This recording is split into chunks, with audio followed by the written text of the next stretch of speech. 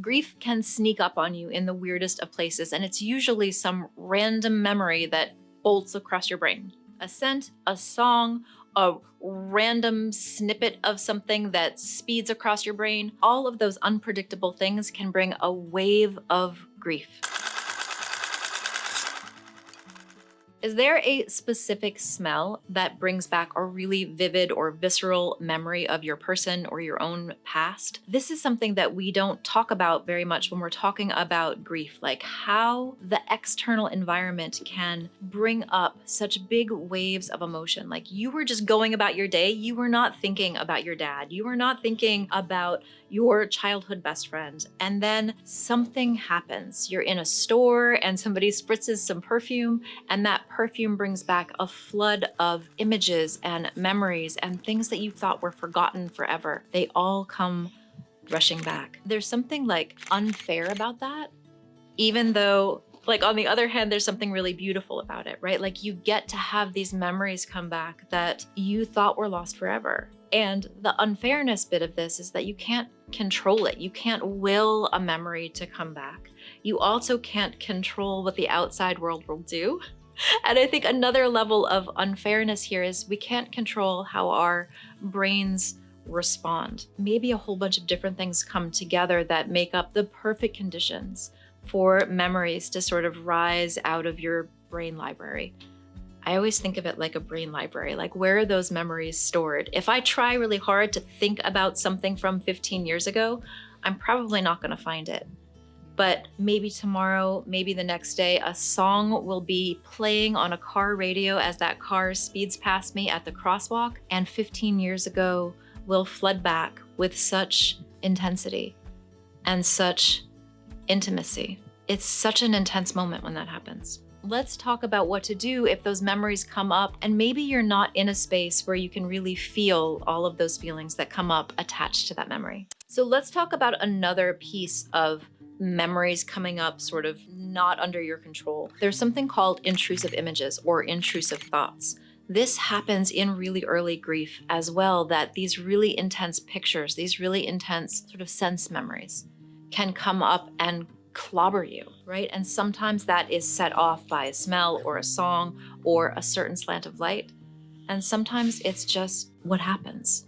Good memories, bad memories, good memories that bring a sense of pain, any of those things are really common inside of grief. There's not a lot we can do to control when memories come up, whether of the good kind or the not so good kind. Where we do have some power is deciding what we do when those memories come up. Right? Let me give you an example here. Let's say you're at the grocery store and you're actually having a pretty decent day and you reach for the apples and something in your mind says, I remember apples. And you flash back to a day when you were picking apples with your mom. Oh, it even gets me, and this isn't even a tough one for me. Your mind flashes back to picking apples with your mom. Goodness, what is up with me? This is a really good example of being clobbered by things that you don't expect. I'm trying to give you a really, to me, what is a benign example of you reach for an apple and your mind offers up a memory of picking apples with your mom. My mom is very much alive.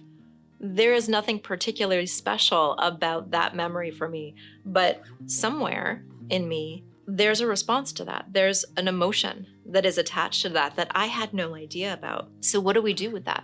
What do we do with these unexpected emotional waves that can roll through us? So one of the things that you can do is recognize it when it's happening. This is something you hear me say so often.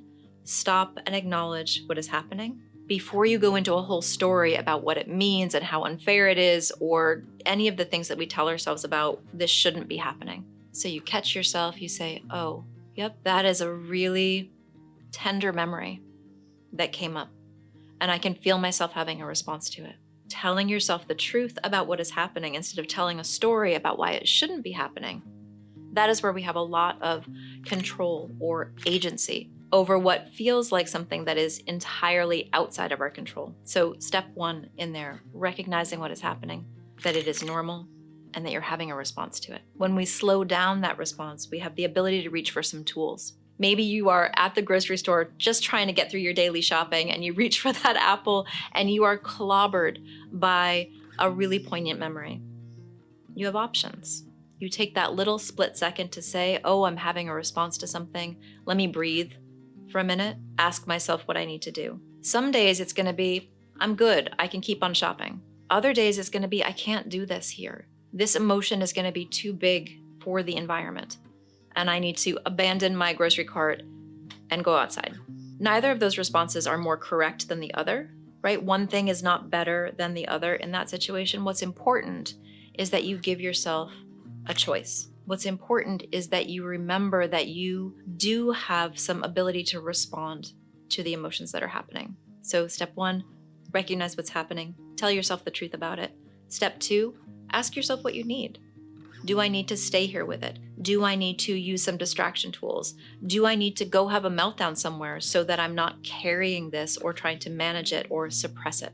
So step 3, let's use distraction, right? Let's say you are at the grocery store and you're having a hard time holding it together, but you don't have time to leave. You don't have time to come back later, right? So what are some options that you can do? This is where we lean on some trauma tools, our trauma toolkit. So doing things like look around your environment. Look for things that are square. Look for things that are yellow. This does seem ridiculous, but all you're trying to do here is help yourself slow down. You're trying to help your nervous system turn it down a few notches, right? So that you can get that emotional wave more under control. Looking for something outside of yourself to help yourself calm down, to help yourself feel like you're riding that horse instead of being dragged by that horse. The more boring and ordinary and outside of your body, the better. So look around your environment, look for things that are square, look for things that are orange, whatever that is. The more mundane and boring and ordinary, the better that is for your brain. Let's talk a little bit about prevention. Prevention, like you can't stop these things from happening. Our brains are associative machines. I'm not a neuroscientist. I don't know how it all works behind the scenes, but I do know that sense, images, colors, randomness of life, right?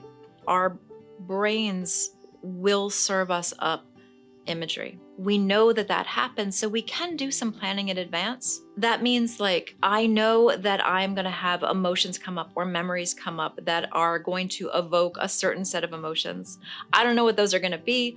I don't know when it's gonna happen, but here are 3 things that I'm gonna do when it comes up. Basically, like this is a fire drill for your nervous system, a fire drill for your memories, right? I know that this is going to happen, and I want to be able to reach for things that are familiar when it does happen so that I'm not trying to scramble and find things to do when I'm in the middle of it, right? So we can't predict it, we can't control it, but we still can plan for it. Do your future self a favor and get some plans in place so that you can manage those memories when they do arrive, and maybe even celebrate the ones that are less devastating.